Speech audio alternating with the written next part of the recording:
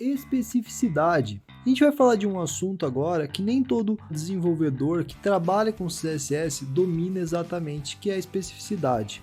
Lembra que alguns momentos atrás, em alguns vídeos para trás, a gente notou que se a gente colocasse, por exemplo, uma cor azul para o LI, mas colocasse uma classe dentro daquele LI ou um ID com outra cor, aquela classe ou aquele ID se sobrepunha à cor que você colocou no LI.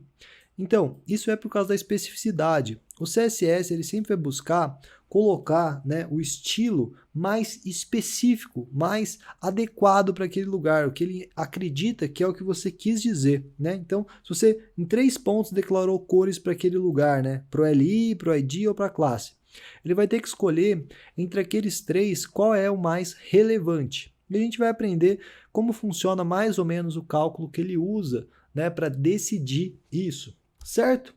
Então imagina que existam 4 casas, esse 0, 0, 0, 0. A gente vai dar um nome para cada uma dessas casas, A, B, C e D, certo? Então a casa da direita é a que menos conta, é a que tem menos poder, por assim dizer. E a casa da esquerda é a mais decisiva. Basicamente a regra da pontuação é assim. Cada elemento que estiver apontando para aquele elemento HTML vale 1 ponto.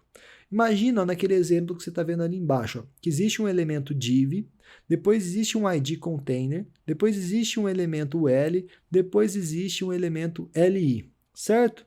Então você está vendo que tem 3 elementos, o div, o L e o LI. Então você vê que lá na direita ficamos com 3 pontos. Depois, cada classe vale 1 ponto ali no segunda casa da direita para a esquerda, certo? Então, ela já vale mais do que aquela outra casa anterior, ok? Então, se a gente tiver uma classe, vai ter um 1 ali. Se a gente tiver um ID, vai ter um 1 lá na casa da esquerda para a direita sendo a segunda, certo? Então, o ID é um dos elementos mais poderosos. Tanto que nesse exemplo de pontuação que você está vendo embaixo, tem um ID, container, e ele tem o 1 ali. Mas existe um elemento ainda mais poderoso, que é o estilo inline. Quando a gente declara direto ali na linha do HTML o estilo. Então ele fica ali com a pontuação da esquerda.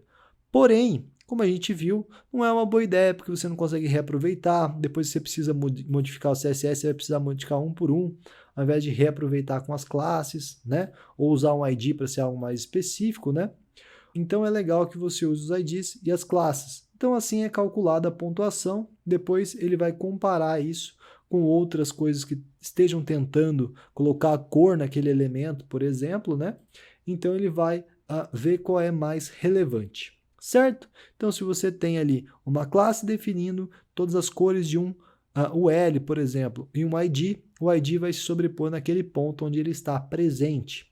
É legal que você tenha uma noção de tudo isso, não precisa decorar nem nada, mas tenha uma noção que existe uma hierarquia aí no CSS. Quando você está criando páginas pequenas, isso fica bem irrelevante, mas quando você vai criar um grande projeto que usa ali um compartilhamento de arquivos CSS, isso se torna fundamental para você não ficar correndo atrás, tentando entender como é que aquele elemento está roxo quando era para ele estar verde, certo?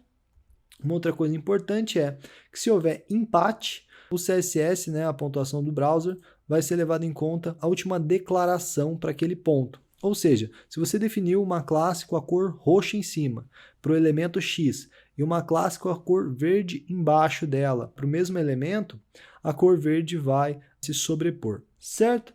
Então é só para você ter uma noção aí de como essa pontuação acontece no CSS e agora a gente já está preparado para continuar aprendendo sobre o mundo maravilhoso do CSS.